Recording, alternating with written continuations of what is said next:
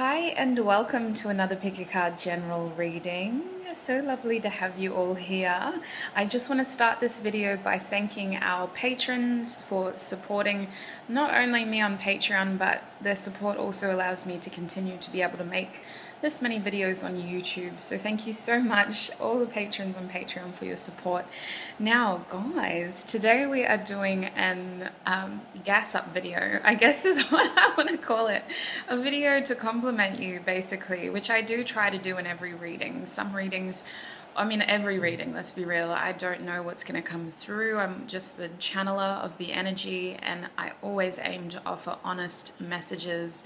But in today's reading, our topic is what makes you so attractive. So I am super excited. No matter what comes through, I just want you to leave this reading feeling amazing about yourself and really positively towards your own attributes as well. So there will be an extended to this reading. The extended will be on Patreon. In the extended, I'll be going into how your attractive qualities are going to shape your life purpose. Like, what is that connection there? How can you use what other people find attractive about you to pursue your life purpose? For example, for years, I always had people say that they liked my voice and they liked the way that I spoke. I just never ever imagined that I would be filming pick a card readings on YouTube where you just listen to my voice for like 20 to 30 minutes. So that's going to be on Patreon. The link to that will be in the description. So today we have 4 groups, beautiful people.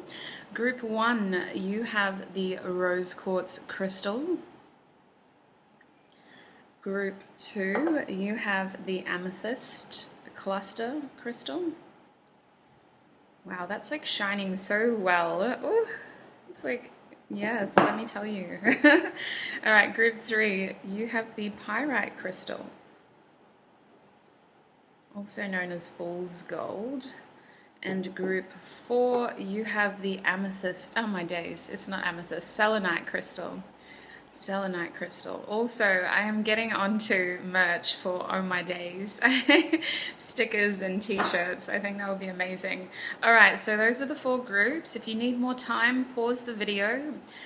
Figure out which of these 4 groups that you're feeling most called to. Do your weird, wild, wonderful methods. And when you know which group is yours, check the description box below for your timestamps and join me in your reading. Group 1, and welcome. If you chose the rose quartz crystal, then this is going to be your reading. So I'm going to pop your crystal over there for now. We're going to be asking Spirit, what makes you so attractive in the eyes of others? What makes you so attractive, sorry. There will be an extended for today's reading. In the extended, we will be looking into how your attractive qualities are going to help with your life purpose. And that extended will be on Patreon, so the link to that is in the description. Group 1, please, Spirit.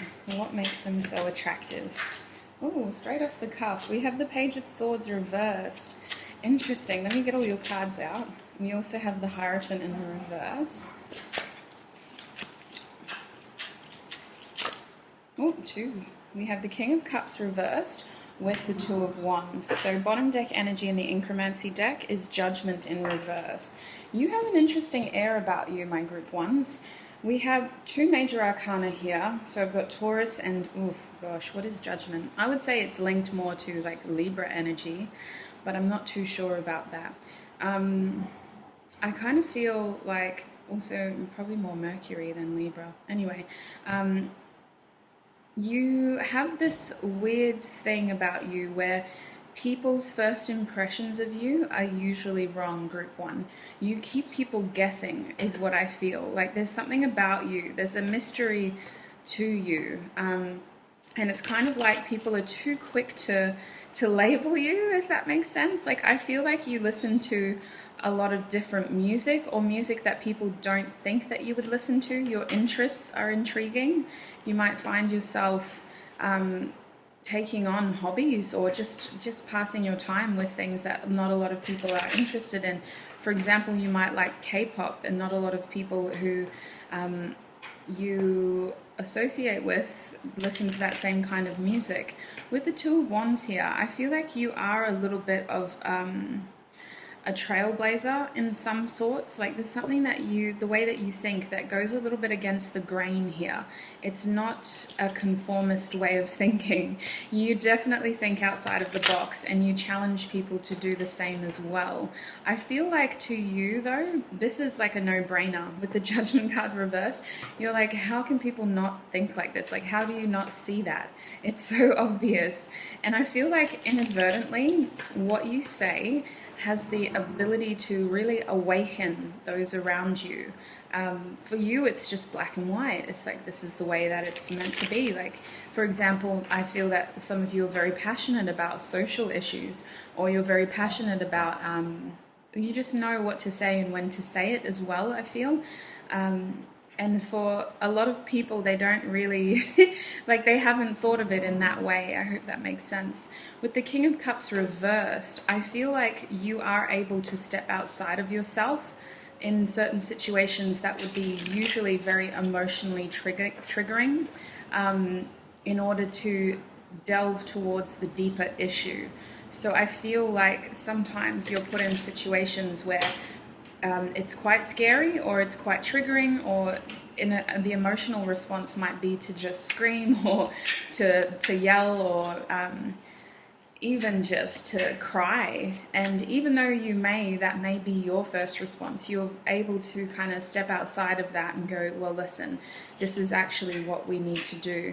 The King of Cups reversed, for me, I'm hearing I'm not emotional, especially with the Hierophant reversed. It kind of feels like your mind, you care, don't get me wrong, you have so much empathy and you have so much understanding, but you're able to look beyond those emotions to act in an appropriate way, whereas others might just dwell on the fact that this horrible thing had just happened. For example, if there is a car accident or something like that, and you're one of the first people on the scene, I see like everybody else freaking out and like holding each other, and there may be one other person trying to help that person out of the car while you're on the phone, like calling 911 or 000 or 111, wherever you are, 999. You're calling emergency services because in your mind you're like, okay, this is shocking, but this person's clearly injured, we need help. So that's what it kind of feels like, is that you're able to act when others are too distracted by their primary emotions or their first response. They're almost distracted by how they feel. You're able to act in that moment.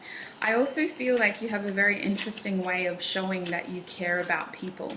Like the way that you show people you care about them isn't, again, it kind of ties into how people's first impressions of you are usually wrong. Like people might look at you and think that you're a hard nut, or they might look at you and only see your physical appearance. I think that some of you look really young. There's something about you that they just underestimate you with this Page of Swords. They really underestimate you. Most people in your life group one, when they first meet you, they kind of peg you in a corner and they go, that's what you're going to do. You're just this kind of person, like you're just an artsy person, or you're just a, I don't know, it kind of feels like they just cut you short, but you don't let yourself be limited by that. And I feel that 9 times out of 10, if those people stick around, you're proving them wrong. You're showing them that you're a lot wiser than you appear, to the point where you're very careful about where you get your information from. I feel like you're the person, almost like the skeptic in the corner. If somebody comes to you with information, you're like, okay, but what was the source? Like, where did you get it from? You can't trust that news source. You can't trust that. Did you also look at anybody else? Like, I can't trust anything you say now. Facebook isn't a legitimate news outlet. Like, you're that kind of person who at times can be a little bit skeptical, and in a good way, because you're challenging other people then. You're awakening those people to the truth of the situation. Your whole, and I know I'm going to go into this in the extended, but that's what it feels like is really attractive about you, because you quickly become somebody that people trust. You quickly become someone that others turn to when they need information. I feel like you're a good secret keeper as well. I feel like people might disclose things to you, and honestly, you have a bit of a hard exterior at times. So I think that the people who really are able to get into your inner circle, they tell you things that they haven't told many other people. And it may never ever go anywhere. Like it's just a one-off conversation, or it's just a quick, hey, can I tell you something? I'm actually blah, blah, blah, blah. And you kind of just keep it for them. So it can be burdensome at times because people who know you well know that your mind is so clear about certain things and you're always seeking knowledge is what I feel, but you're very selective over where you gain information. That's the main thing that's coming through. I'm hearing for you guys, not every 2 cents is worth investing in. And while I feel like you know a lot, I also think that you don't like gossip. I feel like group one, you don't actually like to be associated with gossip, but you're the kind of people where gossip just finds you.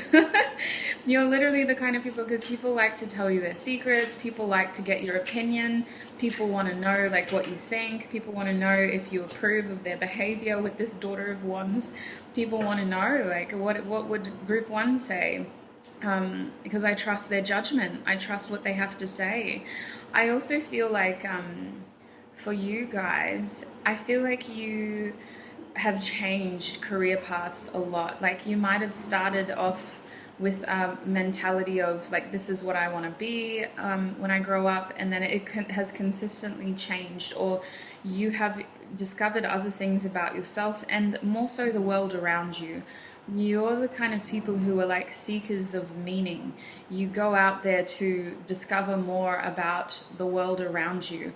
And it's not even from a sense of like, I want to know more about humanity. It's like, I want to know more about like culture. I want to know more about customs and like other people's traditions. And I want to eat food over here. And I want to explore the nightlife over there. And it's like people are almost an inconvenience, because as you do explore these other parts of the world, you start to realize that people like almost are the same in every country, but tradition can be very different. So I feel like you're the kind of people who what you wanted to be when you were little has changed vastly to who you are now, even if you're still young, even if you're only like 16, 18, 20, 22, or even 30s or 40s, you know, I still feel like you're the kind of people who have like dramatic shifts in your life, depending on who you encounter and what you encounter. Your experiences really shape you into these evolved beings. Like that's how you gain your wisdom, from experiences. You don't just go to one teacher and say, teach me your ways. It's like, well, okay, thank you. Now I'm going to go down to the temple and ask them. Like you're out here claiming lots of resources from lots of areas, and I feel like a classroom just isn't it for you guys. For example, I feel like you're the kind who struggles with the idea of school. You love gaining information, you love gaining knowledge, but you struggle with that system. It's the system that held you back. And I think that that would be the same if you were to pursue like a bachelor's degree or something of that nature.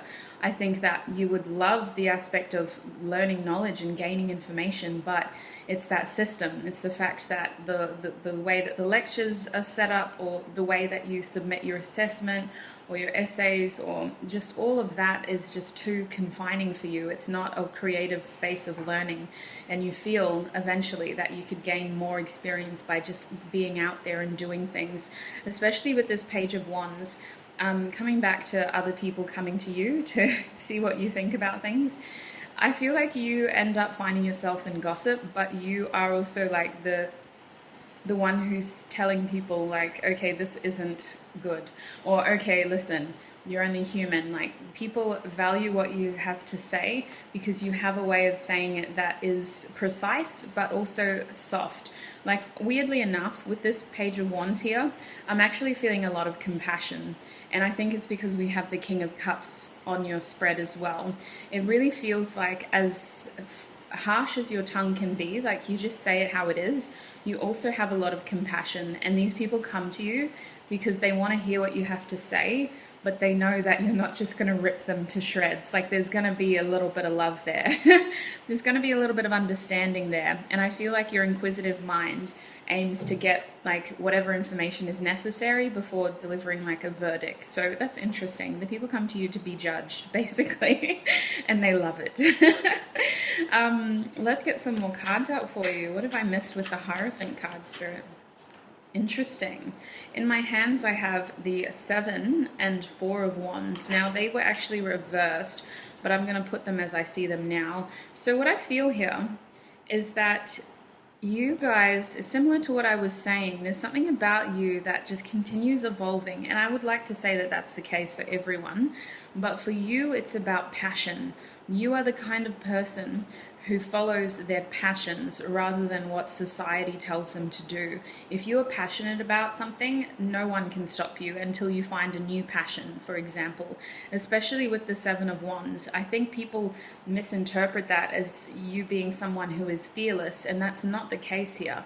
You actually have a lot of fears, and I feel like for most of you, global warming and climate change is one of them. Like, this group has the tendency to become like eco warriors on some level, because you're out here trying to gain information from experiences, and you know that you can't experience that if there's nothing to experience. So I feel like a lot of you end up becoming interested in environmental protection groups and just how you can look after the world around you. But people misinterpret you as being like this free spirit who's very like anti-conformist and just going against the grain. But actually it stems from a lot of fear, and it stems from this desire to break that barrier. I feel like if you aren't in this stage yet, you come across as being very confident because people who know you well know what you have had to overcome. I think that a level of you always, there's a level of you that is always fighting itself, like you're fighting against something within. Almost like it's a nagging feeling sometimes, like you do what you do to be the best that you are, because if you don't, you kind of go to bed with regrets, like, oh geez, I could have done more today, I could have done this instead, like when am I going to do that, I keep putting that off. It feels like you're very much in touch with your inner voice. Like I feel like a lot of you guys talk to yourself even, but this Seven of Wands is really telling me like it's your inner voice, and when that inner voice is really talking, you listen with this lit match, like nobody else's opinion matters. That is your light, and you follow that because it's your passion as well. With the Four of Wands here, I feel like there is a level of you that is striving for some form of connection and community. I feel like maybe you had, some of you may have had a feeling of being dissociated to parts of your family, or feeling as though you were maybe the black sheep in your family.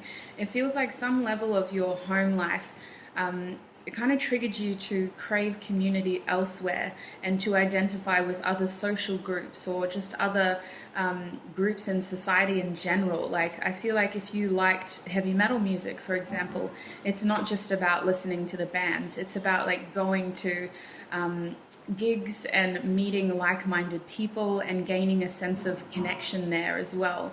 Like I feel like if you travel somewhere, yeah, you want to take good photos and show people when you go home, but you also just want to connect with the place that you're traveling to, especially if it's something that you're passionate about.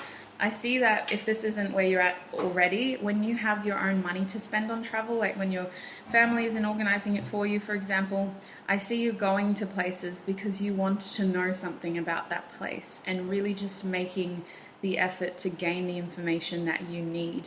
And honestly, some of you guys might end up living very far from home because of this mentality, or just living in a way that your family doesn't. It's not that they don't approve, but say your family all lives in like brand new model homes and you decide you want to live in a cottage on the outskirts of town. Like it's just, you're cut from a different cloth and you love the people in your family. Eventually, I feel like you might butt heads with some of them. With this Hierophant card, there's a bit of a stubborn streak to you, but eventually you guys have this understanding, and the people who genuinely love you appreciate the fact that you are just who you are. There's no changing that, and they don't want to change that.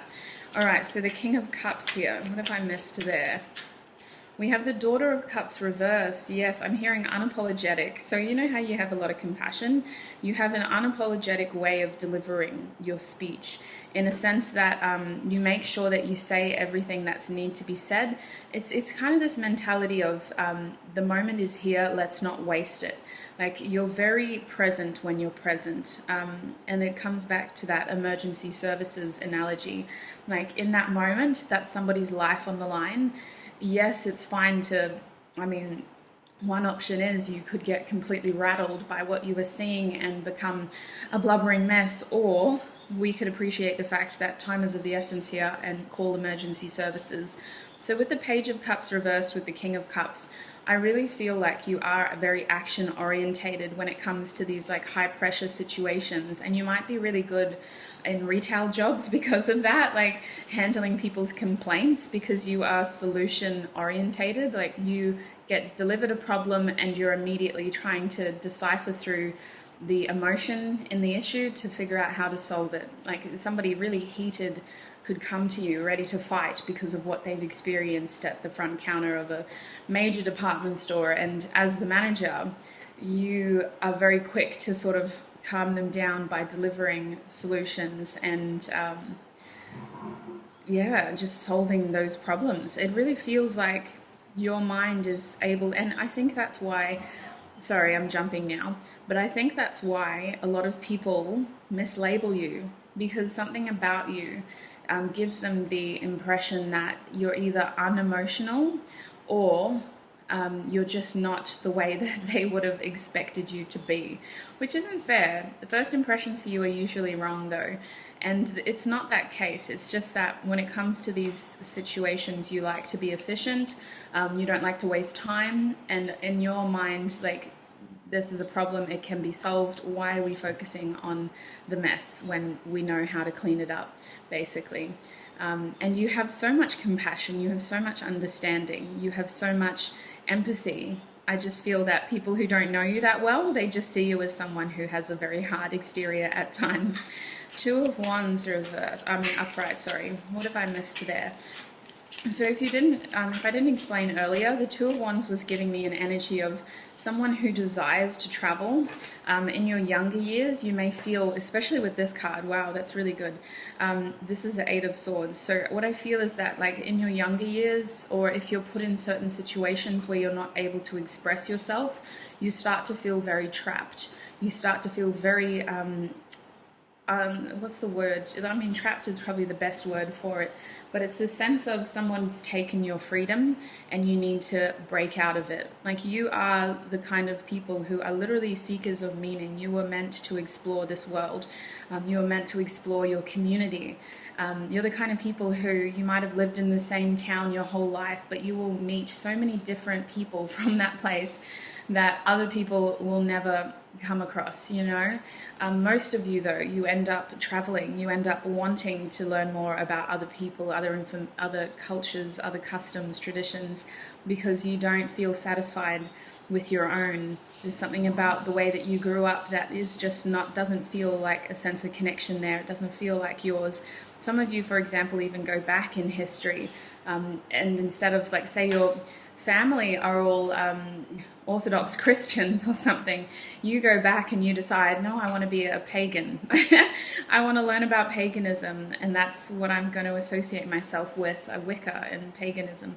And then this Two of Wands over here is really just saying that you are a very inquisitive, creative mind, and you're very careful about who you collaborate with. When I think of twos, I think of a really, really intimate circle, to the point where most of the planning is done by you, and you only choose to share ideas or information with a select few. And I feel like it's this black sheep mentality that you have, my group ones. You feel like you're cut from a different cloth compared to the others in your life. So I really, really, really feel like a lot of you are destined to travel. You're destined to cross paths with some really interesting people. I think that a lot of your relationships can be challenging at times, especially if you grew up in a fairly traditional family. I feel like you meet exciting people and you might have the tendency to cling to them, only to realize that their exciting exterior is a front and they're actually coming from very broken places. But that's you seeking connection with people who feel like they match your vibration. And I think that some of you may have the tendency to form relationships with people who also pretend to be very exciting, to escape their real reality, essentially. So it kind of feels like your whole life is about creating genuine experiences that don't fall into systems of orthodoxy and tradition, because however you grew up was not how you feel connected. And you have these beautiful minds that a lot of people rely on for honest, clear messages, to the point where you are secret keepers. You are the kind of people who you find yourself amidst gossip, but you don't like gossip. And I also feel like where other people would usually give up, where other people would usually go, "Oh, that's a barrier, I'm not going to delve deeper than that," you are the kind of people who try to figure out, like, really, this kind of combination of cards is highlighting for me that you are problem seekers. You're problem solvers, sorry, I keep saying seekers, that's you though, seekers. You're problem solvers, group 1. You try to look outside of the box. You don't settle for what you have. And I feel that people mislabel that as someone who doesn't have any fear, when in actual fact you do, but you suppress it because you know that tomorrow isn't promised. And as you mature, you start to develop a lot of unique experiences, and you honestly become a resource, like a wealth of knowledge. You're almost the master of none, but like the apprentice of so many. Like, you have crossed paths with so many people, you have come into so many situations, and you'll reach a certain point in your life when you do come back and you tell people your stories and they're just like, how the hell, like, there's no way, I don't believe it, and show me pictures, there's no way. So you're very creative people, group 1, definitely seekers of meaning. So your bottom deck energy here was the 9 of Cups, and honestly that's what it feels like.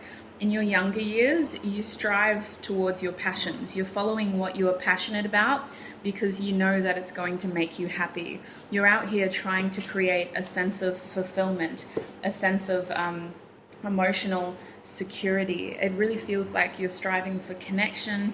You're striving for what makes you happy, and by doing that, you're following your passions here.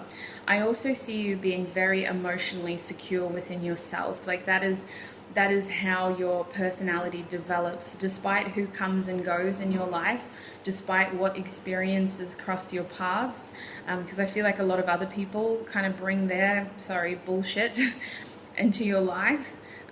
You sit there with your 9 of Cups and you're like, I'm not going to let you drain my energy. And when you're younger, I feel like it does take a little bit of time for you to assert those boundaries, to be able to say, well, no, actually, that's not my problem. Here is how you can solve your problem. I'm going to go back to my traveling lifestyle. But once you're able to really clearly articulate in a way that, you love these people, you want to help these people, but that's not your problem, you're able to focus more on your own happiness then. So group 1, that is what I have for you in terms of what makes you attractive. I hope that was informative and interesting. As always, take what resonates. Don't let the rest take from you. I'm going to take this into the extended now, where I'll be pulling some oracle cards to figure out how your attractive qualities tie in with your purpose. I've already got a couple of ideas, so it's going to be interesting to see what the cards have to say as well.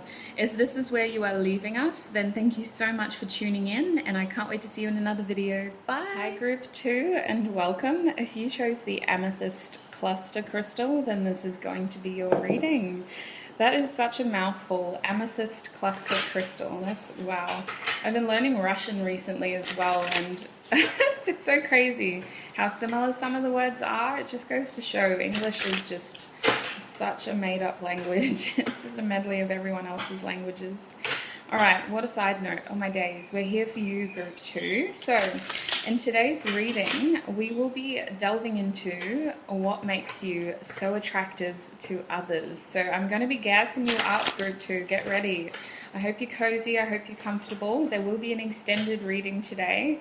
I'll be taking the extended over to Patreon, where we will be looking into how your attractive qualities help with your life purpose, how they relate to your life purpose, how they shape your life purpose, for example, how they are related, essentially. Okay, so group 2, please, Spirit, what makes them so attractive? What makes group 2 so attractive? Oh, excuse me. Oh my god, this is the first time I've seen this card. Wow. Holy heck. I am so, this is weird. I don't know if I should say this, but this is what I'm feeling. I don't know why, but this card within itself is attractive to me. It's the aspects of this card. There's something about you guys. Let me put that down for a second because I'm getting distracted. Seven of Pentacles for me is an energy of patience. It's an energy of like resilience. Like you stand the test of time. When other people give up, especially with that in the upright, other people give in to instant gratification, other people give in to impulse, and you're out here looking up at the goal going, no, I'm not giving up. And I think that a lot of people in turn look up to you, group 2, because of the perspective of this card. What I find attractive about this card isn't, I mean, like, this is a very attractive person, but it's the way that it flows. Like my eye is just always looking up here. Like the way that the artist has drawn this whole card, you're kind of following the line of sight up into the... So I feel like people are inspired by your patience, and you may think that you're not as patient as as I'm describing, but a lot of people look at you and they see you as someone who, like, your effort stands the test of time. You keep going when other people leave. Like, it doesn't matter what other people are doing. It's what you want to do, and you know it's going to pay off. You're the kind of people who, no matter how difficult the task is, you always find a way to achieve it. You're very materially orientated is what I want to say, but it's not about instant gain. It's about long-term success. You're the kind of people who would invest in stocks, and even if the market's doing all kinds of things, you're like, nope, it's long-term gain. Like, I'm going to leave my stocks in there for 20 years and I'll come back. And even if other people forgot about it, you know, it's not about what other people think. You're focusing on your own success. So I really think that you inspire a lot of people to do the same, but they don't kind of have your same... They don't have that quality. And I feel like you end up having a lot of people actually becoming jealous of you, group 2. They make jest, is what I want to say. Like, even your friends, they might say, oh yeah, but you're not going to spend that, are you? And you're like, well, listen, I've got money to spend, but I'm not stupid. I'm going to be retiring by the time I'm 30. I'm not going to spend $5 to jeopardize that. Like, that's your mentality, basically. And with the 2 of Pentacles here, I see you being very resourceful with your time, group 2. You're the kind of people who are very good jugglers. Like, work is a priority for you. How you make your money is a priority for you, but it doesn't mean you're not going to cut loose every now and then. You're just very selective over how you do it. And I want to say that people value that about you, because they know that when they get to see you, it's because you want to see them. You've made the effort to see them. That's a very attractive quality. Whoever you incorporate in your spare time is incredibly grateful to be there, because they know that it's taken a lot of juggling for you to do that. In the same sense, I see you guys not having any one profession. Like, most of you, group 2, end up having hobbies that also develop some sort of income, even if it's just a little bit of money on the side. Like, you're the kind of people who might start up a lot of projects, or you might end up, oh, I just heard selling t-shirts or something. But it's kind of like you have interesting ways of making money, and you make all of these, like, for you, time is money. So whatever you put time into, it has to be paying you back. Let's get some more cards for you. You're a very interesting crew, and I feel like your group appreciates that about you. See, my group 2s, you're the kind of people who has a lot of acquaintances, but not a lot of people know you well. Like, people really look up to you, but they don't want to jeopardize whatever relationship they have with you by, like, trying to get super close, because you seem to be somewhat of a lone wolf at times. You seem to have people around you, like a community of people maybe from your childhood with all these pentacles. Like, whoever's in your life is usually in your life for a long time. But I also see you being like a lone wolf. Yes, 4 of Swords. 4 of Swords energy is very independent. It means that you seek most of your moments of clarity and healing by yourself. You appreciate that you can gain information from others that might aid your journey, but you do most of this by yourself. And in the sense of, you also carry a lot of the pain to yourself. You don't like to share when you're hurting, is what I'm getting with this card. When you're going through something, you just lay low, you turn your phone off, you might even like deactivate your social media accounts, and you just chill with yourself, and you work yourself through it, and you come back when you're ready. And I feel like a lot of people around you understand that about you. To them, you're just busy working. Like, to them, you're just busy with your hobbies, with your avenues, but actually you're out here trying to heal yourself. You've done this for most of your life. You just find you're not really, like, you find comfort in being alone. That's how you recharge. And honestly, a lot of people do look up to you. Like, a lot of people value that about you. You end up forming some very intimate connections in your life, is what I want to say. You're the kind of people who, like, your childhood friends matter. Whoever's in your life, they're in your life for a long time. Even if you have to cut people out, any new connections that you make are very impactful. And people understand that and appreciate that. They look at you as like, wow, they're spending time with me. Oh my God, I'm so lucky. I'm so grateful.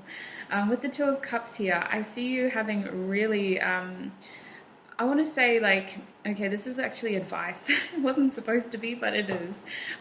If you have people in your life who matter to you, it's about being very clear and coming to a very clear compromise around what you are able to offer in that relationship, whether it's family, whether it's friends, whether it's a lover. With the Two of Cups here, this is soulmate energy. These are people who do end up helping you on your journey, but I'm feeling the need to compromise here. Like, you have come to an understanding. For some of you, this card is just reminding you that the people who are meant to be in your life will find a way to be in your life, you know? Yes, you might lead a really hectic lifestyle and your routine might be disrupted. With this Two of Pentacles, you're always juggling things.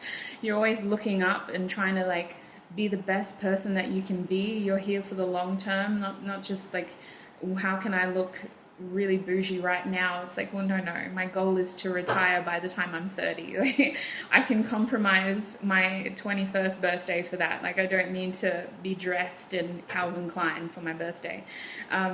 But this Two of Cups is saying, like, if you are struggling with relationships when you're younger, especially, like, for example, relationships in terms of lovers, it feels like whoever is meant to be for you will be completely understanding around your passions, around what matters to you, especially because this is something that has always been a part of you.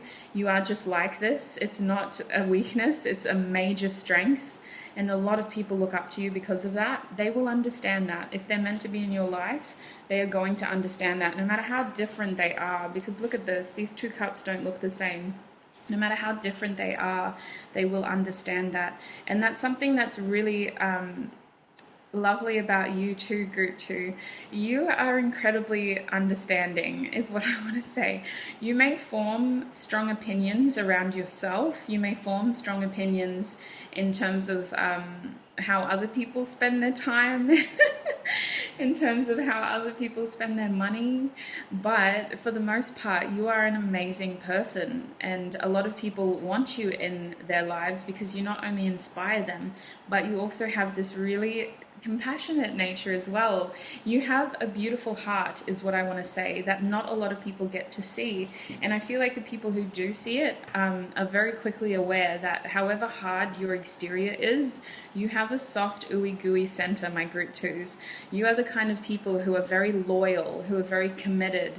When you enter a relationship, again, be it friendship or lovers, you really make sure that you've done everything you can to make sure that the other person is feeling happy in that relationship. Like, you like to explore every possible path before calling it a day.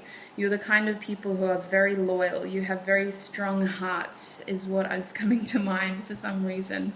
But I also see you taking a lot of your pain to yourself in these relationships. You don't really open up in that sense. You're quick to ask the other person in that connection, you know, are you okay? What's going on?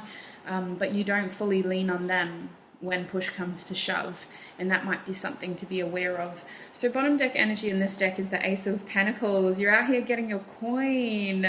These are my earth sign people. Welcome, fellow Capricorns or fellow Taurans or Virgo.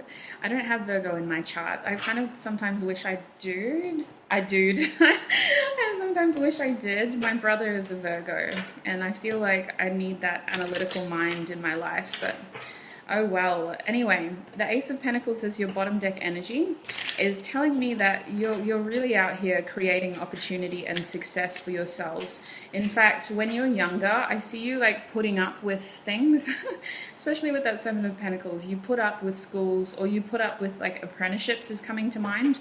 You put up with a job because you know that it's just going to help with your starter company, basically. A lot of you end up being self-employed. A lot of you have the potential to have your own business and be very successful in it, because there's something about the long term here. You have a vision and you're never usually wrong.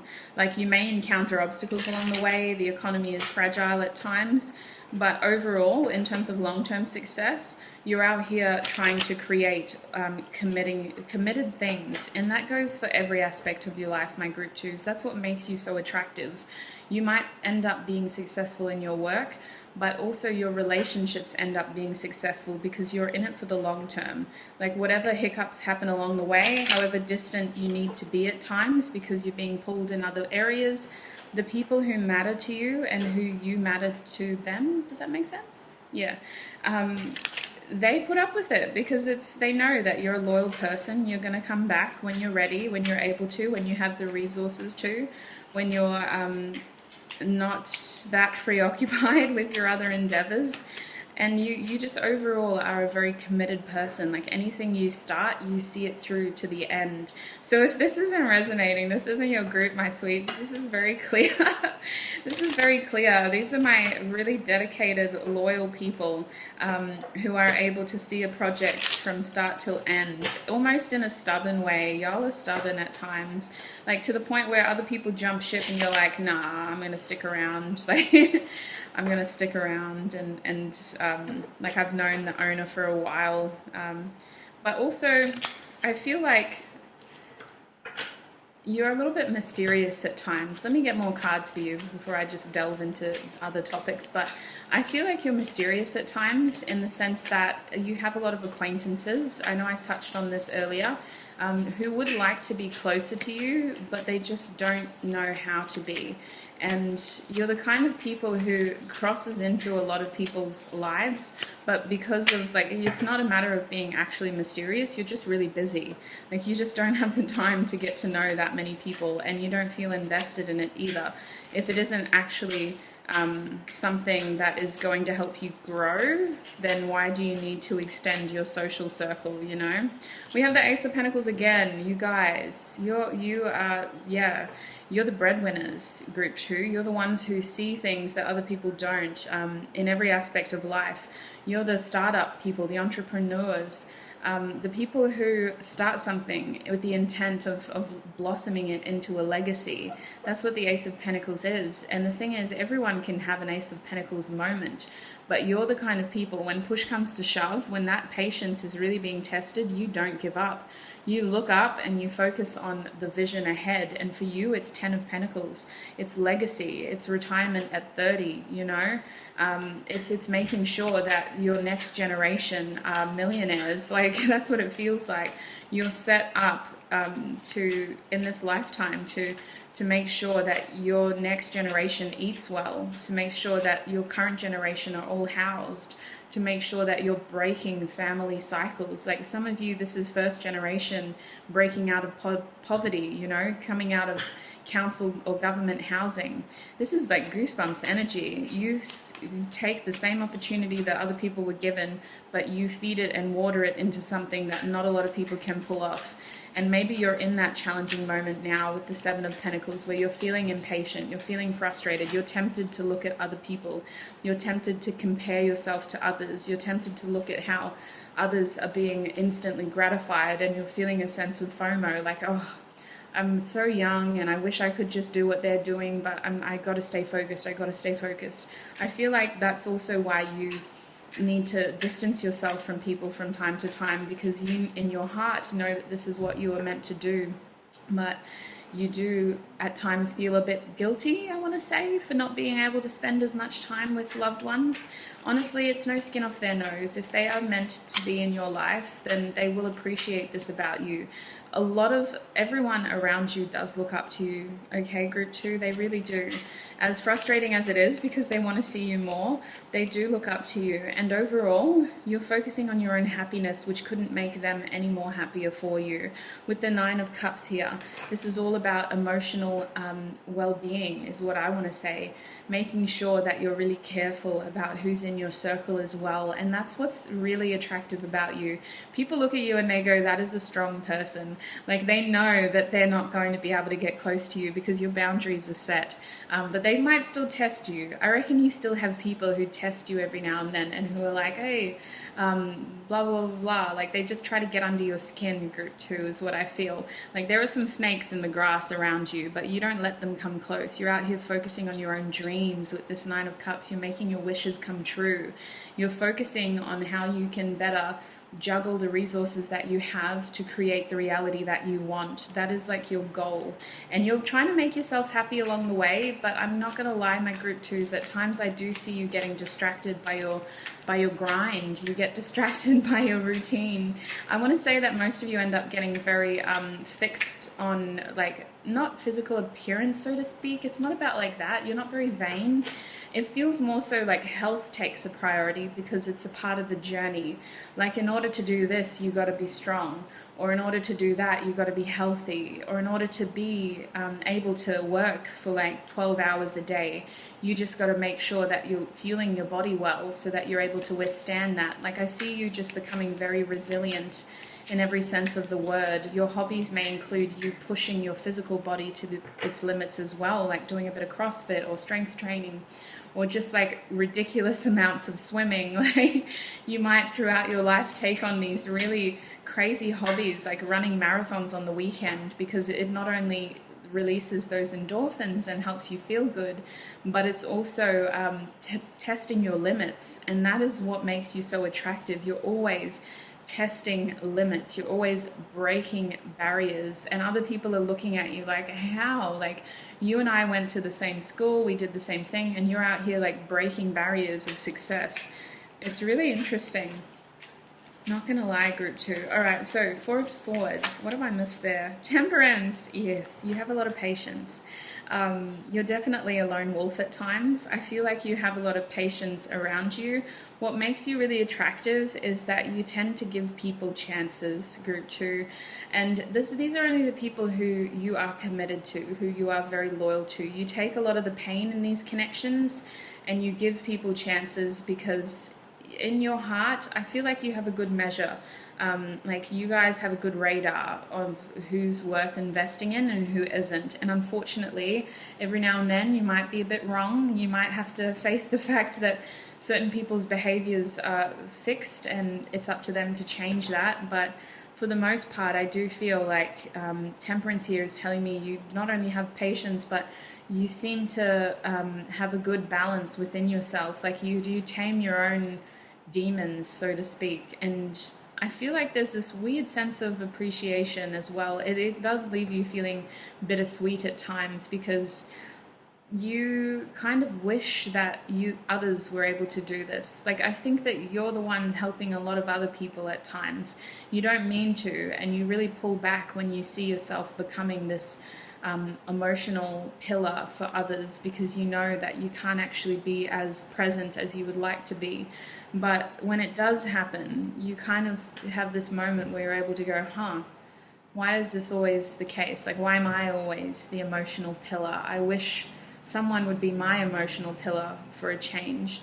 You come across as being so resilient and so strong in every sense of the word that a lot of people do turn to you for support. And Temperance is telling me that you're the one who's having to pull back often. You're the one who's having to exercise self-control here. You're the one who's having to be honest in those situations. Hey, I love you, or I like you, or you're a great person, but I just don't have time for that right now. Or whatever you're going through, I can appreciate it, and I'm so sorry that you have to experience that, but the truth is I'm not going to be here tomorrow. I have to go back to my grind. And I just want to make sure that you have people in your life who can look after you, who can support you. I'll be back on this date and I'll talk to you, catch up then, but until then, like, please make sure you're reaching out to people who can help you. It's really bittersweet, okay, group 2? I really feel it for you. It's hard because you want connection, but you end up being a lone wolf. And I feel like you're the kind of people who you've taken, what's that phrase? Oh my God, what is that phrase? Carpe diem, to the next level. Like, you take that to the next level. Tomorrow isn't promised, so you're gonna grind and grind and grind today until like every ounce of your energy is invested into your success. And in doing so, you sometimes forget to prioritize your happiness. You're so focused on the pursuit of happiness at times that you sometimes forget to just be happy. But it's almost like it's not a what's the word? It's like the universe knows this about you, and so sometimes you're forced to come back to earth in ways that are very shocking. Like, I feel like it's usually big or very impactful people or situations that pull you out of your routine. And unfortunately, it can be very disruptive, but it's also very stabilizing in the sense that you go, wow, this is what I'm missing out on. And it can either do one of two things. In that moment, you either go, well, geez, I need to reprioritize my time and make more time for these people, or you go, I can't do this, it's distracting me from my goals, I've got to go back. And you have to have this very honest conversation with others. But overall, the people around you look up to you for your work ethic. You have like an incredible work ethic. You're really just, and maybe it does come from a background of, poverty or lack. It's this sense of you're breaking cycles here. Maybe in a past life, you had it hard done by. You weren't given the opportunities that you have in this life, and you're going to make every second count now to grow this Ace of Pentacles into your Ten of Pentacles. You're not giving up. So what else can you tell me about the Two of Cups, soulmate energy? Yeah, you sometimes struggle, not gonna lie. It's hard for you in friendships and relationships because you need people who share your visions, group 2. What is attractive about you is you don't give up in these relationships. You're very loyal to the point where you don't have your own needs met, especially when you're younger. It's difficult because you do care about the people in your life, but I feel that they sometimes can be emotionally manipulative towards you. They know that what they're getting themselves into when they meet you, but they still just don't appreciate the fact that that's who you are and that's what you love doing and that's what you're going to do.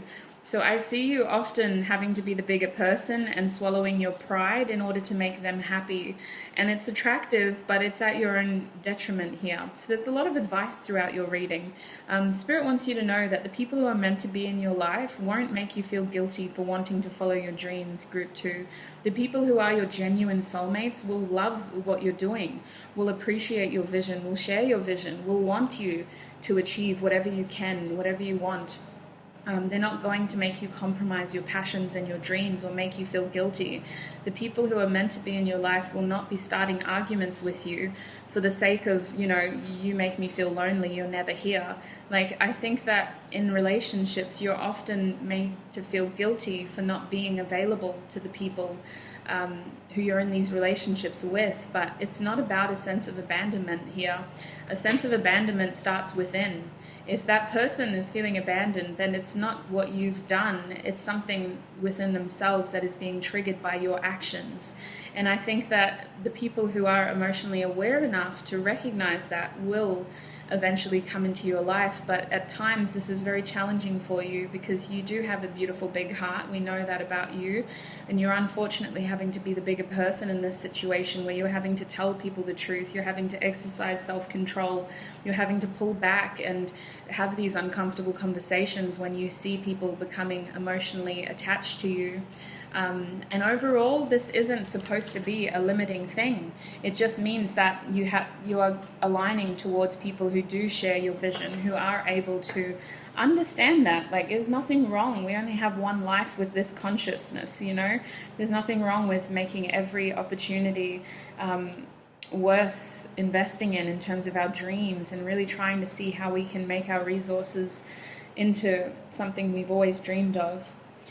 So honestly, your biggest compliment to you, my group twos, our bottom deck is the Ace of Cups, is the fact that you are so committed, you are so loyal. With the Ace of Cups reverse, people are inspired by your desire for success. And the Ace of Cups reverse can sometimes represent unrequited love, but in your case, it is an abundance of self-love and self-appreciation. It is the fact that you put your own needs first. And if you're not at this stage yet, this is how the people who know you well interpret you. This is how the people who know you well understand you to be. You're following your own passion. You're following your heart. You're following what you feel you need to do. And that is so attractive because it doesn't matter what other people think. And I feel like a lot of people come into your lives to try to sway you from that, especially romantic partners, especially if you're younger. You're a very loyal people. You'd really try to do everything you can to keep the people in your life, but at the end of the day, the sense of abandonment comes from within. It's nothing that you've done, it's just your actions triggering other people's wounds. And the most attractive thing about you is that above all, you got to be out here protecting yourself, looking after yourself, putting your own emotional needs first, because the people who share your vision will find you eventually. They will align with your energetic frequency. So group two, I hope that was informative to say the least. As always, take what resonates, don't let the rest take from you. I'm going to take this into the extended now, speaking of taking. In the extended, we will be looking at how your how your attractive qualities will help shape your life purpose. So we might be looking into potential careers you could have, or just what that looks like, how your attractive qualities end up aligning you towards your life purpose. So the extended will be on Patreon. The link is down below. Otherwise, if this is where you are leaving me, look after your wonderful selves. Remember that you are beautiful spirits. You will find people who align with your vision, so to speak. And until I see you next time, stay safe. Sending you lots of love and light. Bye. Hi, group three, and welcome. If you chose the pyrite crystal, then this is going to be your reading. So group three, today is going to be a bit of a fun reading. I know I've been saying that a lot lately, but I promise it will be. I intend on gassing you up today, my group threes. Welcome. There will be an extended reading to this reading on Patreon. So today on YouTube, we're going to be asking Spirit, what makes you so attractive to others? And then on Patreon, I will be asking Spirit, how does your attractive qualities lead you to your life purpose? So let's get into it, shall we? I'm just shuffling these cards. I want to make sure they're well shuffled. All right, group three. What makes them so attractive to others? What makes them so attractive to others? Ooh. What's going on? What's going on? So much shuffling. What makes them so attractive to others? Group three, Spirit. Okay. Oh, okay. Gosh damn. All right. So we have the King of Pentacles here. Welcome. We also have the Seven of Pentacles in the reverse. Interesting. What makes group three so attractive to others? Oh my God. Now we have the Ace of Pentacles. What? Were you guys called to group two as well? Question mark. Because this is a similar energy so far. What makes them so attractive? We have the Eight of Swords with the Devil in reverse. Okay, this is my Capricorn group. I was feeling that for group two, but you guys are on fire. We have the Seven of Cups as your bottom deck energy. So it's a similar energy to group two, if I'm honest with you. I won't lie. You guys are dreamers though.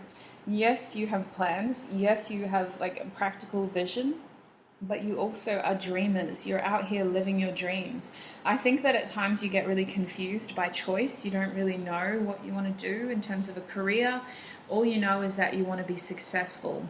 Now, what is attractive to other people around you is the fact that you dream big. Like you like to talk about your dreams. You like to romanticize your ideas to them. And they find that really like, it's kind of like, like you get this starry-eyed look when you talk about your dreams. I also just feel that you're actually quite romantic people. And I think that The people who know you well, they just want the best for you, but maybe you're not really focused on that. It feels like you guys are dreamers, if I'm honest. That's what I'm going to come back to. You are dreamers. Your bottom deck energy being cups, and then we have all these pentacles here. It feels like your most attractive quality is the fact that you're always starting something new. It appears like you don't really have a box, you guys. You can't really be confined. You're very successful, but you're never doing the same thing with these two cards here. We start with the King of Pentacles, which is giving me strong Taurus energy in this deck. Look at that bull, you know? It just feels like strong Taurus energy here. You guys are very successful. I also think that you like to surround yourselves with shiny things. Like, I think you dress well. You always kind of look good. You might have a really nice car.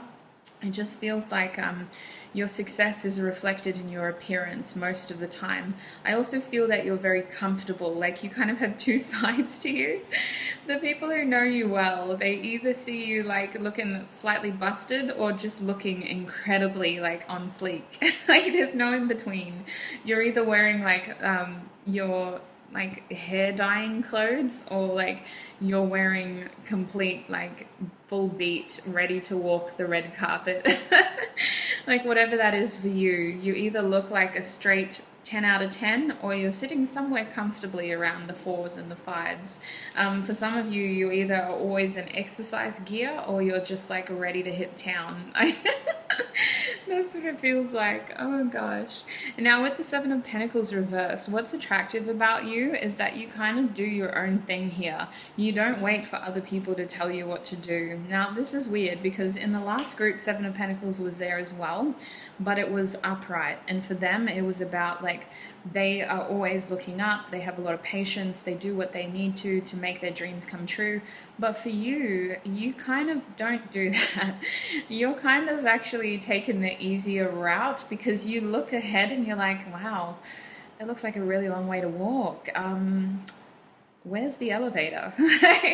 In your mind, there is always an easier way to do it. If it's too hard, then it's probably not worth doing. Like, not in the sense that it's not going to pay off, but you're minded in the way that there is a way to have your cake and eat it too.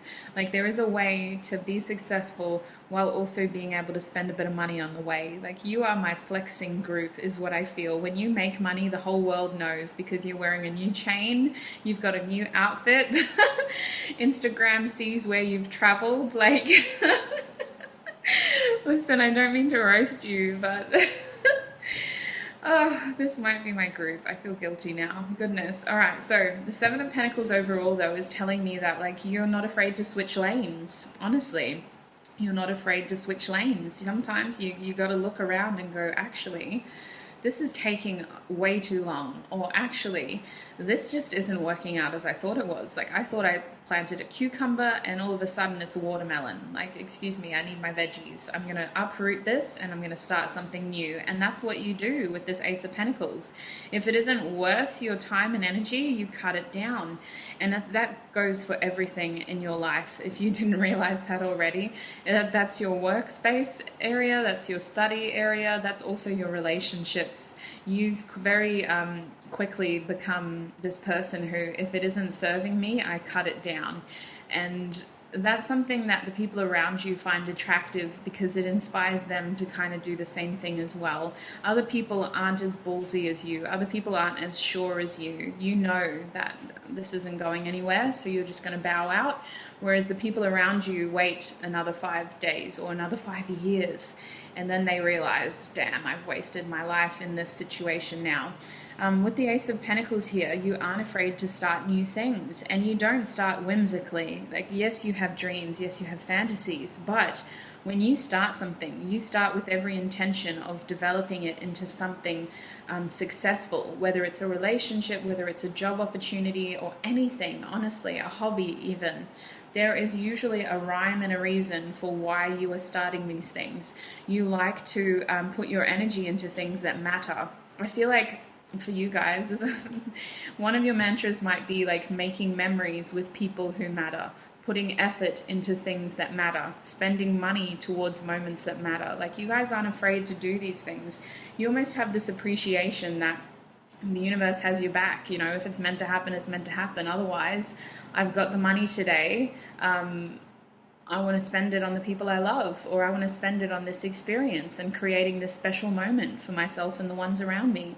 And it's usually actually, it's a dangerous way to live, but it usually pays off for you guys. And some people just don't understand that. They're like, how is this person able to constantly do this? Like, they have lived so many different lifetimes in one life, and we're still out here trying to ground our Seven of Pentacles. Like, I feel like a lot of you guys would have switched careers throughout your life. You're not really focused on one set career. You're just focused on success here with the King of Pentacles. You're not so much focused on, well, I just want to be a lawyer and I'm going to make sure I'm a lawyer till the day I die. It's more so like, I just really want a comfortable home for my family, or I just really want to make sure that my family eats well. So I'm going to switch jobs until I find something that's worth investing my time in, basically. That's what it feels like. And I say that because the Taurus energy and the King of Pentacles, yes, you like shiny things, but you're not selfish people.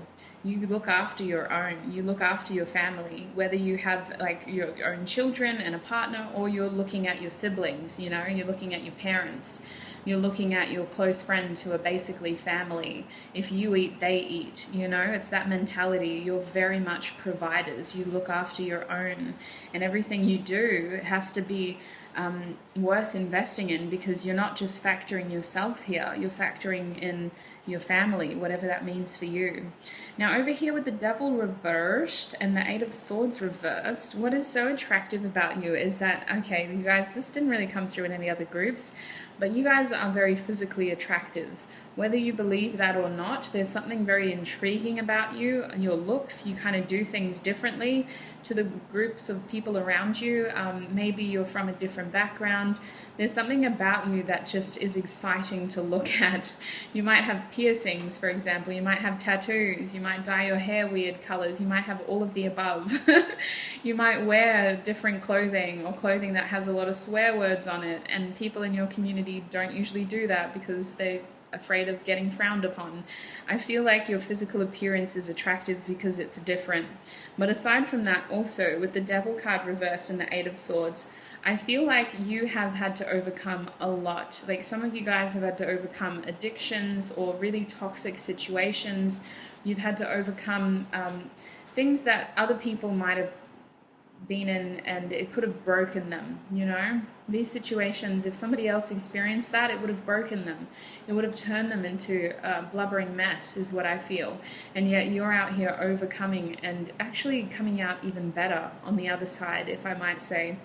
I feel like what makes you so attractive is that a lot of people look at you and they kind of know that you have experienced some form of adversity, and yet you have come out even stronger on the other side. Now, on top of that, what I feel with these two cards is that you are very clear about things. Like, the only opinion that matters is your own, is what I feel. Like, you aren't tied to how other people feel. You care about your family, whether that includes friends or, you know, however that is for you. You care about your kin, but you don't let other people's opinions hold you back. The only voice that matters is your own. And I see that for you, at times this can be your biggest barrier as well, because you've got to try to make yourself an ally and not an enemy. You're having to have that in a conversation like, hey, please don't read me to filth today.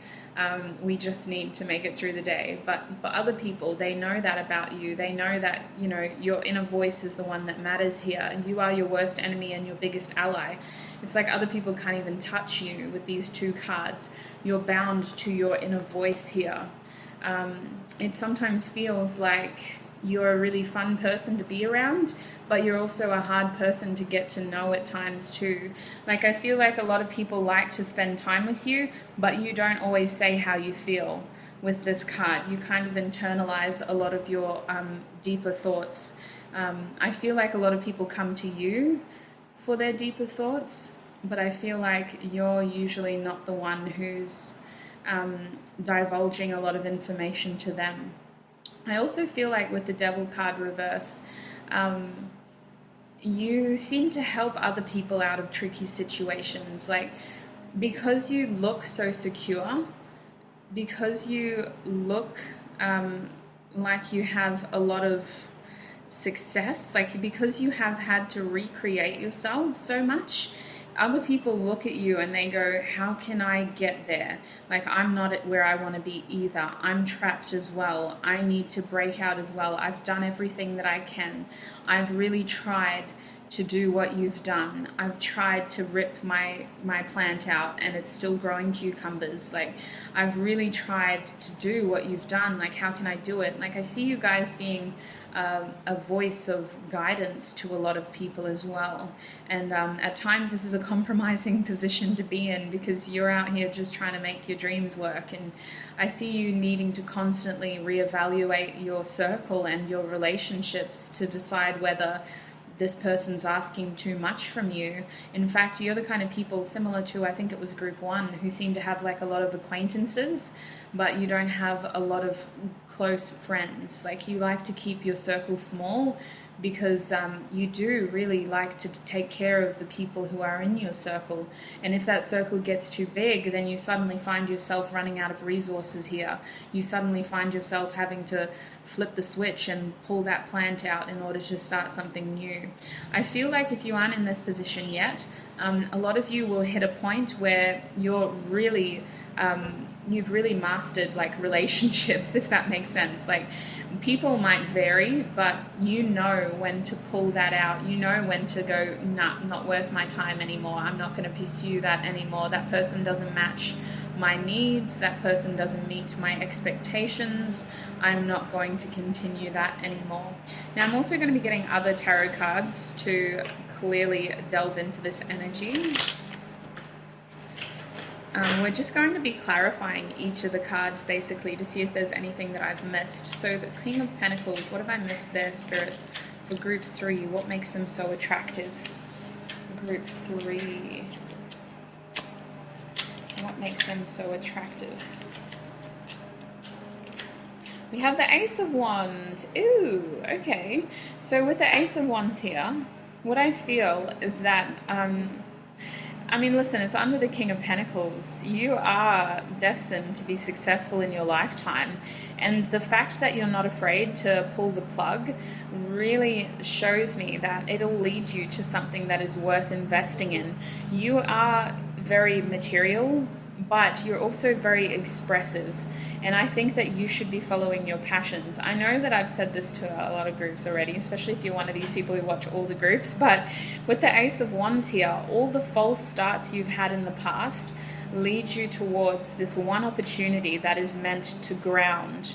And it kind of gets misjudged because you're so used to following pentacles that when this Ace of Wands opportunity comes, you're like, oh, can I trust it though? Like, this was just a hobby though. I need a career though.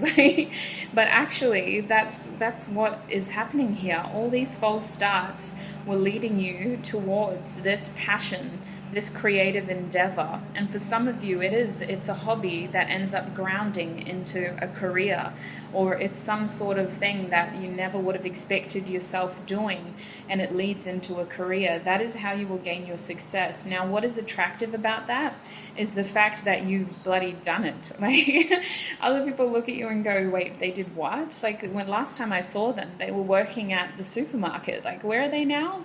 And then somebody else might be like, no, they were working with the insurance company. Didn't you remember that part? And then somebody else might say, weren't they traveling through like Peru?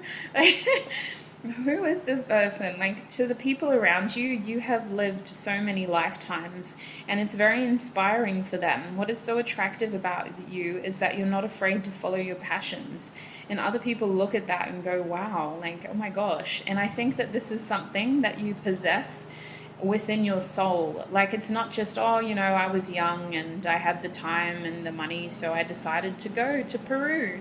It's like, no, you're 65 years old and you're still like training to hike the Himalayas. Like, this is a part of your soul.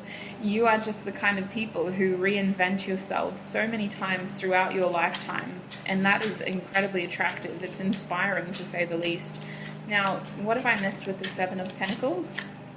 We have the Daughter of Cups. Yeah, I think that you do it with grace. Honestly, that's what's coming through. When you have to reinvent yourself, when you have to pull the plug and flip the switch, when you have to rip that plant out of the soil, you do it with grace. You do it in a way that the people around you can appreciate, well, it just wasn't right for them. Like, this is a beautiful creative duck. They are destined to gain color, and this situation was black and white. I feel like when you leave a situation, the people or the situation that you are leaving are always sorry to see you leave. Like, these, every time you leave, you end up getting like goodbye cards and just like a whole theatrics of people saying that they're going to be sad to see you leave because you are good at what you do, but there's this understanding of like they just meant to continue evolving. With the Page of Cups here, you are meant to gain more experiences. This isn't where your heart is. And I think that that's what you do. When you hit a situation where you're no longer invested in it, it's not because it isn't giving you money. It's because it isn't giving you emotional fulfillment. And people appreciate that about you. They appreciate your honesty. And I feel like a lot of people end up saying, oh, I'm so sorry to see you leave with that Daughter of Cups. It feels like other people are sad to see you go. But it's attractive because it comes from a place of, well, they wish they had that courage as well. They wish they had that ability to do that as well, to reinvent themselves as well. So we have the Eight of Cups over here under our Ace of Pentacles. So what I feel with these two cards is that when you start something new, you kind of take your experiences from the past with you, if that makes sense. Like, you're constantly reinventing yourselves, but your emotions are really tethered into this. You are a dreamer. If something fails in the past, you don't just cut it out and go, oh, well, I'll just pretend that didn't happen. You actually reflect upon it, you look back on it, and when you're ready to start something new, you take your experiences from that situation and you make sure that you level up in your new situation. So what I'm seeing here is that if this is a relationship, when you have to say goodbye to a relationship, you make sure that in your next connection, you have really taken time to delve into whatever issues happened, to ensure that it doesn't, to ensure that you've learned from it so that it doesn't happen again. Like, your whole, when you start something new, it's a completely new cycle for you, Group 3. It's not you going around in circles. When you start a new relationship, it's because you're emotionally ready to leave something behind. When you start a new job, it's because you're emotionally ready to start a new job, you know? Like, you're not going around in circles here. You're very much leveling up each time you do it. And that is incredibly attractive because you end up becoming very emotionally mature. You end up becoming very emotionally intelligent. And the people around you just look at you and go, how is this young person so aware of themselves? Like, what? But you're constantly leveling up. Every experience is an opportunity to continue to grow. And you never really do it prematurely, my Group 3s. You're always just making sure that you've closed a chapter first, and then you move forward into something that is going to give you new opportunities to create emotional fulfillment. All right, so coming over here, what have I missed with the Devil and the Eight of Swords? What have I missed with the Devil and the Eight of Swords, Spirit? We have the Hermit in the reversed, yes. So at times you kind of feel overburdened by your loyalty to others. You know how you like to look after your friends and family? You're constantly having to evaluate your connections. Is my circle too big? Are my friend groups expecting too much from me? You're constantly having to withdraw on purpose. That's why this card is here like this, because the universe isn't making you do it. You're doing it to yourself. You're out here making sure that you're gaining wisdom and information where you can, when you can. And I feel like with this card, you're constantly having to go within and silencing those other voices. It's like your inner guidance matters to you. It really does. And people appreciate that. But I also think that most people don't understand that. Like, a lot of the people in your little circle of commitment, they haven't yet gained that awakening. They haven't yet gained that understanding.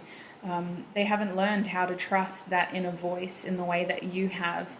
And so you end up being that inner voice for a lot of people in your life. You end up being the one who's helping them out of their tricky situations, who's helping them out of some toxic situations, some really debilitating inner demon situations. You're ending up being this guiding light for them. With your bottom deck being the Five of Swords here in the reverse, I see you overall inspiring others to be more, I want to say like present, but also tactful with communication. Like there's this feeling as though you help people get out of crazy situations. And it doesn't have to be that crazy, but for example, if you have a family that fights a lot, or if you have a friend group that's constantly breaking up, you are the one who seems to resolve these issues. You are the one who seems to be the mediator a lot of the times, or you're simply the one who a lot of people turn to for advice and support. I really feel like group 3, what makes you so attractive is the fact that you're physically attractive, you're emotionally intelligent, you are very successful in whatever the hell you do. You are constantly reinventing yourself, both physically and in terms of your lifestyle and how you make money. You are very passionate. You are very kind as well, is what I feel. Even when you have to leave things behind, you do it in a very kind way. And you have so much inner guidance and wisdom. You help other people break out of these situations. You follow your dreams. You don't really know where it's leading you yet, or you haven't figured it out at the time that you've watched this reading, but you know that it's paid off so far, so you continue to follow your heart and it hasn't let you down yet. So that's what I'm seeing for you in terms of what makes you so attractive. I'm going to be taking this into the extended now. In the extended, we will be looking at how your attractive qualities align you to your life purpose or guide you towards your life purpose as well. So the extended will be on Patreon. The link to that is down below. Otherwise, if this is where you are leaving us, then please look after yourself. Thank you so much for joining me in this video, and I shall see you next time. Bye. Hi group 4 and welcome. If you chose this gorgeous selenite crystal, then this is going to be your reading. So today we are asking Spirit for information about what makes you so attractive. So I will be doing an extended in today's reading as well. The extended will be on Patreon. In the extended, we will be looking at how your attractive qualities kind of guide you towards your life purpose, and how those attractive qualities can help with your life purpose. So in today's reading though, let's just focus. Follow, goodness. Let's focus more so on what those attractive qualities are. All right, group 4. Oh, goodness. Okay, group 4. What makes group 4 so attractive, Spirit? And what makes group 4 so attractive? Goodness. We have Temperance in the reverse. Interesting. Look at this card too. Gorgeous. There's a lot happening here though. I want to look at it upright. I haven't seen it in this deck yet. Wow. Balance. I feel like you kind of you kind of do things that other people might be too afraid to do because they're afraid of the repercussions. Temperance for me is always about like self-control, really just being mindful of your energies and holding back at times. But when it's in the reverse, it's like you don't really care. You're out here. It's actually ruled by Sagittarius as well, so it's giving me this spontaneous energy. I'll get more cards out before I draw conclusions though. Oh, now we have the Two of Swords with the Sun. Interesting. I love the difference in colors here. Oh, Kirk's hair is getting in the way again. So wow, okay. You seem to have this blind faith in what you do. But at the same time, it comes from not really knowing what the right decision to make is.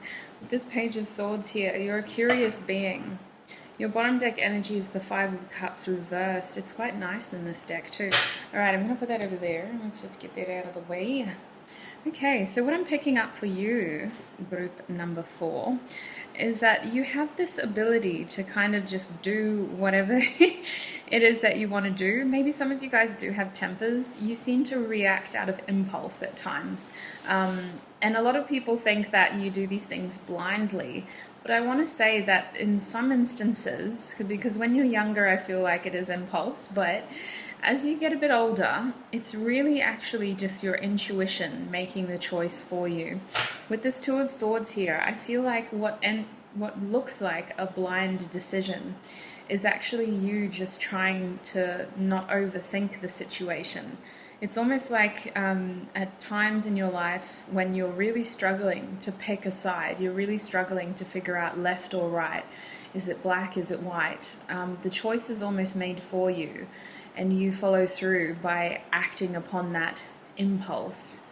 And 9 times out of 10, which is my favorite saying today, it seems to work out for you. It seems to lead to happiness. It seems to lead to experience with this Page of Swords. You have a curious nature about you.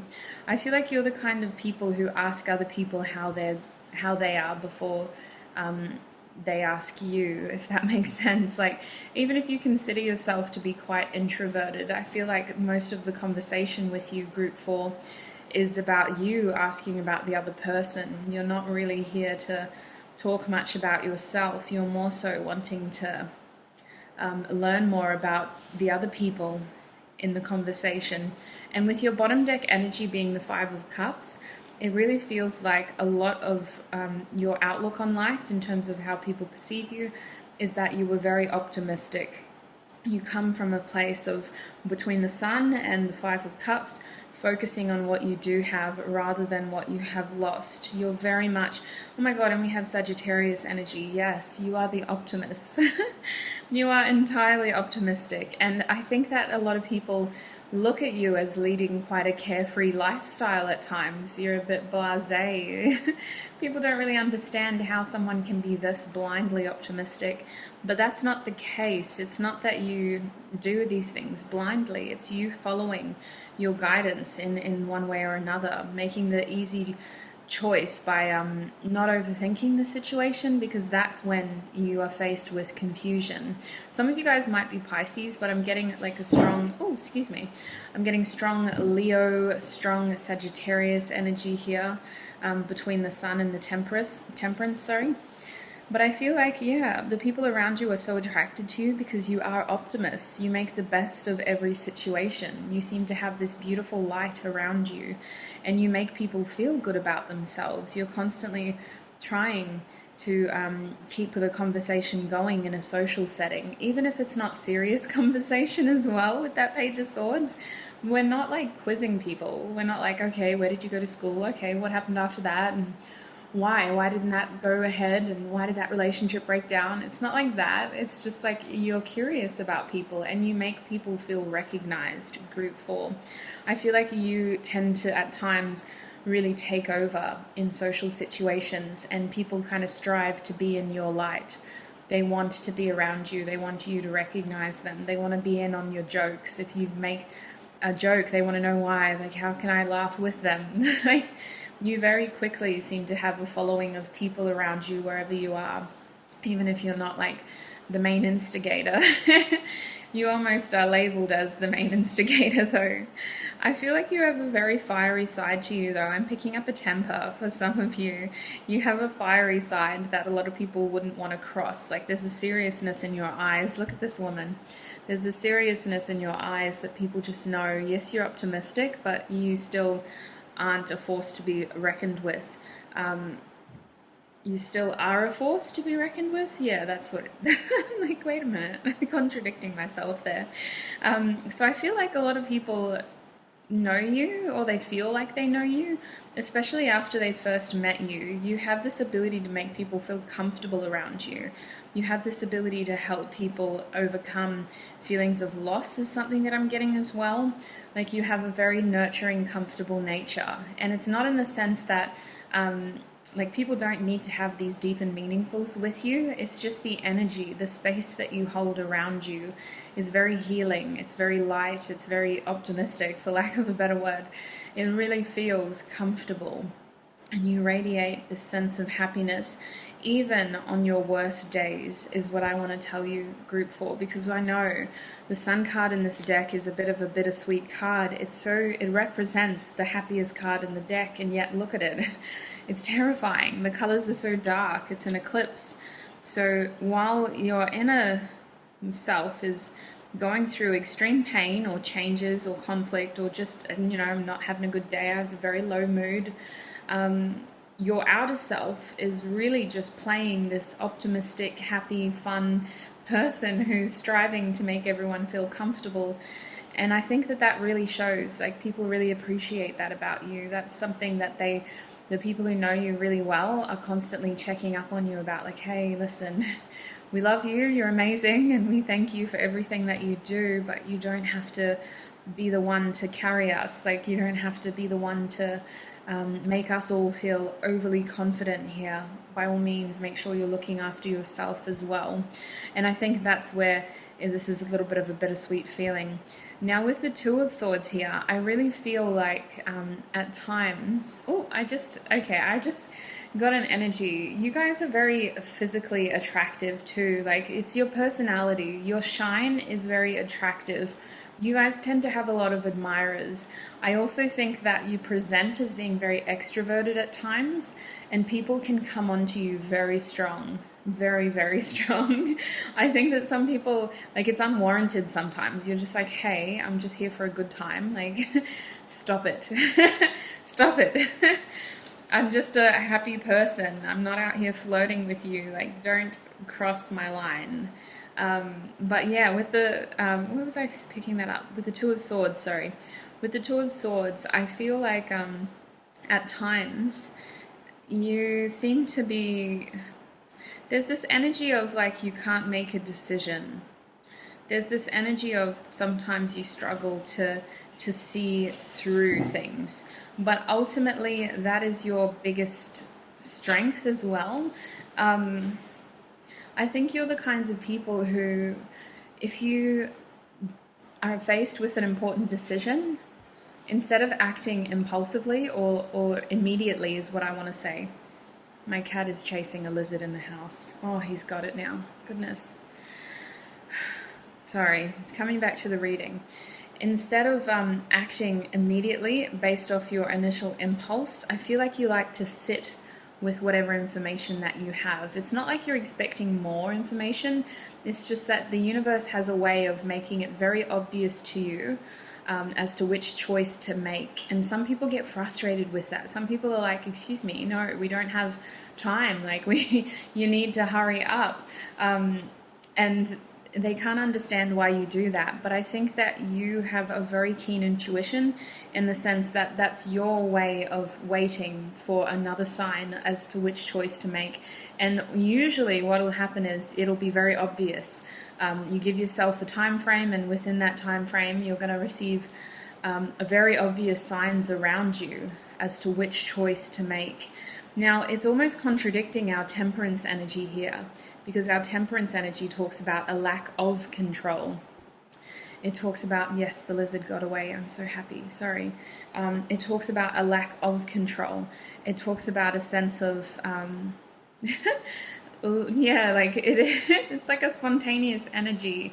So what I'm kind of getting is that you try to be at times frugal, like you try to be modest, and this might be in terms of your finances even, like you try to save, you try to budget, and then every now and then you just want to let loose, you know? I feel like you at heart are a very free spirit. You're a very creative energy that just wants to experience things. You want to be out there in the world. You want to be exposed to new circumstances.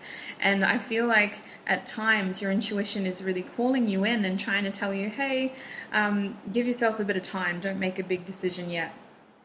And so you wait and you wait for your guidance. And then when you get the green light, other people, maybe they interpret it as, wow, that's really random. Like, why did you buy that car? You had a car. Why did you do that? That's so random. But maybe they don't see this in a process because it sounds contradictory. But I think that this is private. You do this privately, and people only see the spontaneous nature of what you've done. They don't realize that you have a process of going within and waiting for guidance on which choice to make. That could be why it feels so conflicting. I am going to be clarifying each of these cards with another deck, so I will get this one prepared. We'll clarify the Temperance card first. Can I clarify that energy, please? We have the Tower in reverse. Yes, it feels completely spontaneous, but it's not. The Tower there is saying it's not. It's premeditated. There was a journey. There was a reason why it had to happen. It was you identifying how to clear obstacles out of your own path. You purposefully instigated this process. You were ready for this change. You handle change really well too, Group 4, even if you don't think you do. These cards are telling me that you instigate a lot of change in your life. You're the one who seems to have a lot of control over the changes in your life. Even when you aren't in control, even when change is brought towards you, I feel like you are survivalists. You know, you thrive in those high pressure situations. If something requires if something is changing and it requires fast action, like, you thrive in those circumstances, but you're very good at removing things from your life that doesn't serve you. You're very good at identifying when it is time to switch up and take that out. You purposefully instigate Tower moments in your life. Now, what is going on with the Two of Swords here? Can I clarify anything that I've missed in terms of what makes Group 4 so attractive? We have, oh, okay, I'm supposed to see it like this apparently, but I want to show it like that. Okay, we have, oh, goodness, this is the Six of Cups if I can hold it. So the Six of Cups in this deck is so gorgeous. I like it because we are so fascinated by the way that nature presents itself to us, but the true strength in organic matter, especially trees, is what we do not see, is the roots below. You know, we're so fixed on the foliage and the flowers that these trees produce and the fruits that they offer us, but we don't realize that beneath the surface is this intricate and resourceful system that keeps that beautiful side alive. And I feel like that is your process, is people see what you present to the world, but you are a very private person underneath. You may present as being extroverted, but you have so much more beneath you. And the people who know you well love this about you. They love that you are so colorful, that you have many facets, that you have many different depths to you. Like, there's so many different versions of you, Group 4, that live within your one self. And I feel like you have a lot of kindred spirits in your life. You have people from your past who go for some time and they come back because they're called back into your life. You seem to be a really attractive soulmate energy, that have a lot of soulmates in your life already, be it family or childhood friends or just people who you meet, you click with, and you always cross paths with them, whether you talk to them for 5 minutes or like a whole 5-day week, you know. You just really connect with people.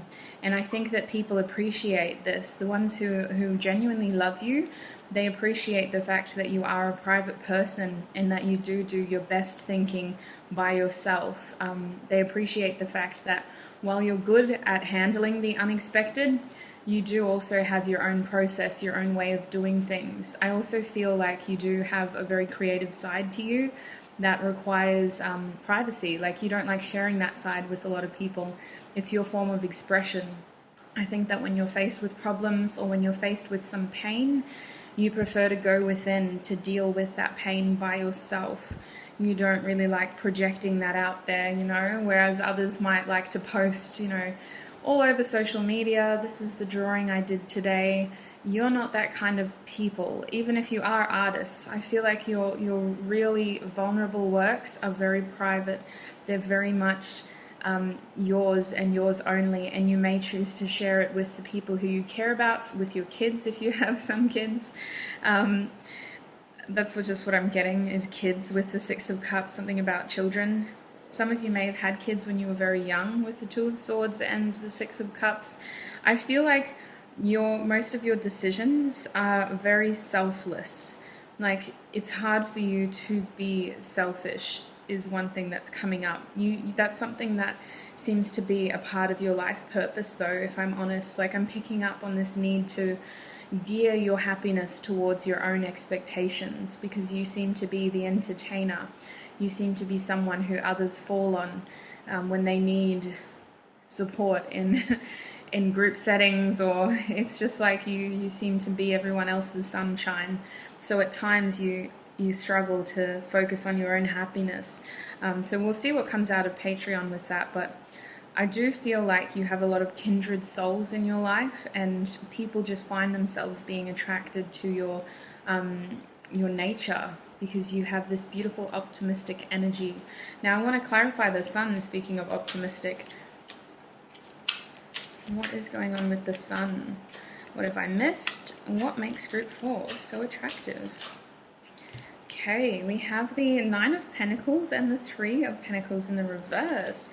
So this is interesting to me. It kind of plays into what I was saying before. The 9 of Pentacles reverse tells me that there is a level of insecurity there. There is a feeling as though you do all of this amazing work with the Sun card, your optimism, your striving to create happiness and joy, especially in social situations. It stems from this desire to make other people happy and comfortable. But I feel like at times it's at the expense of your own resources. Maybe you've had a really big day and you've got to have another big day tomorrow, but someone that you really care about has a birthday. You're not going to drink as much, but you know that you'll have a lot more fun if you do drink. So you decide to have a few, and then it ends up being an extended event, and you're there for an extended period of time, even though you've got a big day tomorrow. You go home tired, you wake up tired, and you start your day, you know? Even though it's taking away, you seem to compromise these resources for memories, because you value happiness, and you value creating happiness and happy memories with the people you care about. And I think that they really do appreciate that. I don't think people say that to you enough, if I'm honest. I think that if they had the mind to, they would say it more. But when they do say it, you really do appreciate it. And it's that gratification that keeps you going. Now, with the 3 of Pentacles here, with the 9 of Pentacles under the sun, I do feel like a lot of your... there's a sense of privacy here, I'm not gonna lie. Like, we present as this extroverted person, but there's another nature to us that is only it's only private, and I don't think a lot of people get to see that side of you. I think that you're very careful in who you let into your life. I think, for example, if you do have children and you're a single parent, I think that you're very careful about who you let into your household and who you let around your kids. If you're not a parent and you're just, there's still this feeling as though you have a private part of your life that you don't like sharing with a lot of people. Like, there's one part of you that you just like to keep to yourself. You're very selective over who you collaborate with and who you choose to grow with. It's one thing to be fun in a social situation. It's one thing to instigate that joy when the moment is there. But when it comes to your own success, there's this feeling of independence and separation here. Like, that was that night, this is my life. Like, that is our social situation, but this is my reality. And you seem to have like this dual side to you, where it's very much black and white in that sense. Like, you are extroverted and introverted at the same time. You're outgoing, and you're also very much just wanting to keep to yourself. So when you have those days, you just cut all ties, and it's about looking after what's right in front of you. And some of you do seem to take on responsibilities. So I do feel like some of you guys are parents, absolutely, or you're carers of some sort. Coming over to the Page of Swords now. What have I missed there, please? Group 4, Page of Swords. I want to say you're the kind of people that when you laugh, like, people laugh with you. That's the energy that I'm getting, Group 4. Whether you have a loud laugh or not, when you laugh, people laugh with you. Now we have the Judgment card here, clarifying our Page of Swords. So what I'm feeling is you have a curious nature. There's a level of you that we know loves to conversate. You love to communicate. You love to query people about themselves. You make the conversation about other people when you talk to them. And because of that reason, I feel like a lot of people are very quick to kind of make an impression that you're a trustworthy person. I feel like people leave feeling like they don't know a lot about you, though. Like, They have a good impression of you, but they don't really know a lot about you. And the Judgment card for me is something about truth. So I feel like there is an element to your personality group 4 that seems to always be seeking truth. Like when it comes to your interactions with other people, you prefer honesty, you keep communication towards them because you just want to see what this person's about. You just want to go into, well, who are you and what do you stand for? You know, that's what it feels like with this Page of Swords and the Judgment card. You're in, like, Loki, you're in defensive mode, especially if you date. You're in defensive mode. You just want to know about them. Who are you and what do you stand for? You have 5 seconds, go. Like, that's what it looks like. Look at this person.